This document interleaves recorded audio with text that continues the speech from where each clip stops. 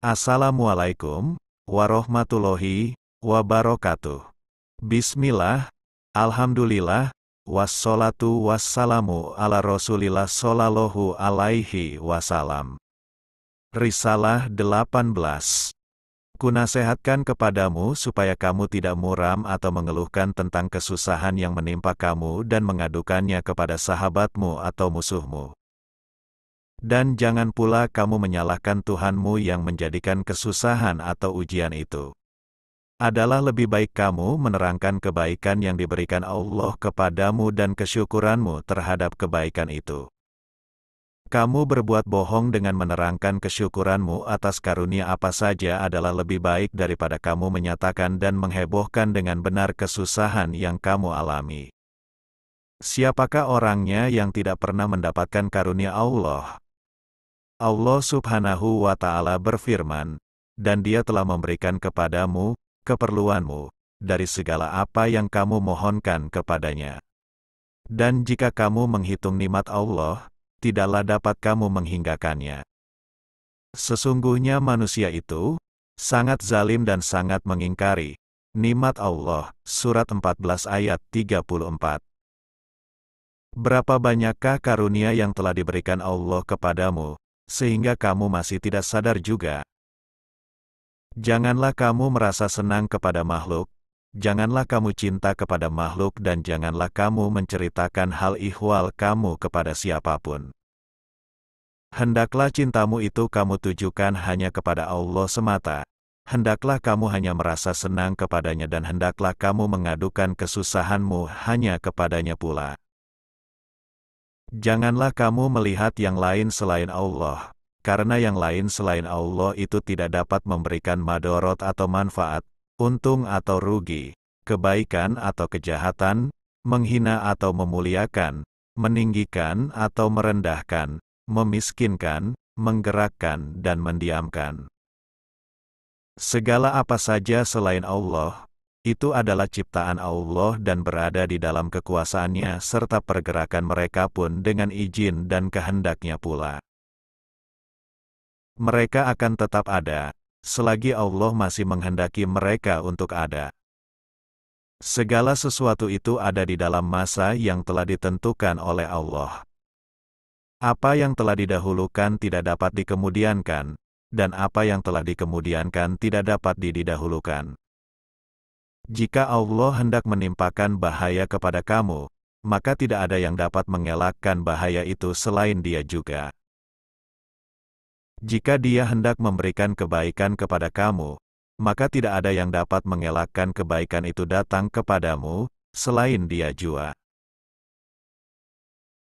Oleh karena itu, jika kamu muram dan mengeluh karena hatimu tidak puas ketika kamu mendapatkan kesenangan dan kemewahan, hanya lantaran kamu menginginkan untuk dilebihi dan ditambah nikmat kemewahan dan kesenangan itu, dan kamu menutup mata dari kesenangan dan kemewahan yang telah ada pada kamu dengan menuduh bahwa Allah Subhanahu wa Ta'ala itu tidak berbuat baik kepadamu, maka Dia akan murka kepadamu, akan menarik kembali kesenangan dan kemewahan dari kamu, akan menyusahkanmu lebih berat lagi dan kamu akan dijauhkan daripadanya.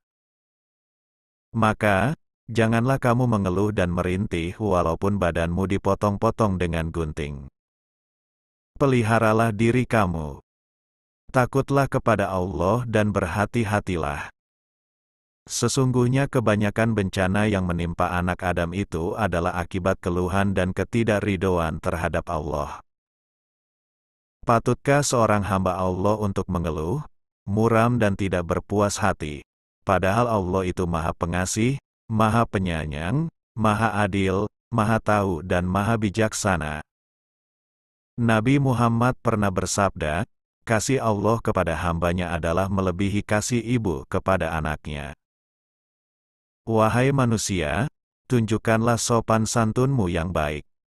Bersabarlah di dalam menghadapi kesusahan, walaupun kamu merasa lesu letih untuk bersabar itu.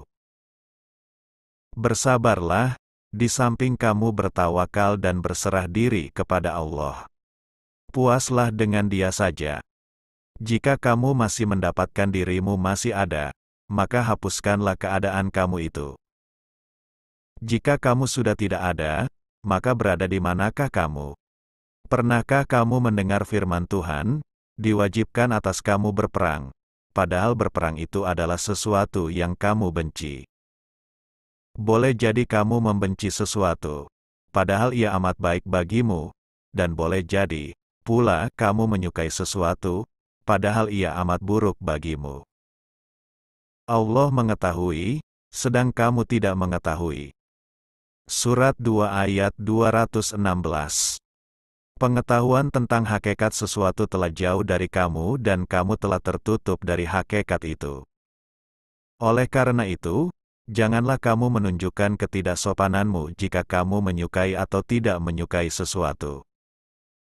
Jika kamu berada dalam peringkat pertama, yaitu peringkat orang-orang yang soleh, maka patuhlah kepada syariat dalam semua perkara yang terjadi kepada kamu.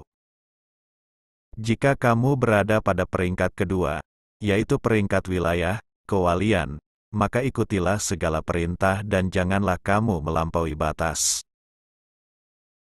Pada peringkat terakhir, hendaklah kamu ridho dengan ketentuan Allah, serasikanlah dirimu dengannya. Lenyaplah dan masuklah kamu ke dalam kedudukan dan posisi abdal, gauts dan sidik. Janganlah kamu mencoba menentang takdir, hadapkanlah selalu diri dan kehendak kamu kepada Allah dan janganlah kamu mengeluh dan tidak berpuas hati. Apabila kamu telah berbuat demikian dan takdirmu adalah baik, maka Allah akan menambah lagi kebaikan untuk kamu, kehidupan yang sentosa dan kebahagiaan. Jika takdir untuk kamu itu tidak baik, maka Allah akan melindungi kamu dari perkara-perkara yang tidak baik itu melalui kepatuhan kamu kepadanya, dan Dia akan menghindarkan kamu dari kesalahan hingga berakhir masanya. Inilah nasihat untukmu. Ketahuilah, bahwa di dalam diri manusia itu terdapat bermacam-macam kesalahan, dosa dan noda yang semua itu akan menjauhkan manusia dari Allah, kecuali jika manusia itu dibersihkan dari segala dosa dan noda itu. Tidak ada seorang pun yang dapat dekat dengan Allah, kecuali jika orang itu telah bersih dari kotoran takabur dan dosa, sebagaimana halnya orang itu tidak dapat duduk dekat raja, jika orang itu berbau busuk dan berbadan kotor. Oleh karena itu, bencana itu adalah pembersih dan penukar untuk mendapatkan yang baik. Nabi pernah bersabda, demam sehari itu akan menyapu bersih dosa setahun. Wallahu a'lam bishawab. Bersambung risalah berikutnya. Wassalamualaikum warahmatullahi wabarakatuh.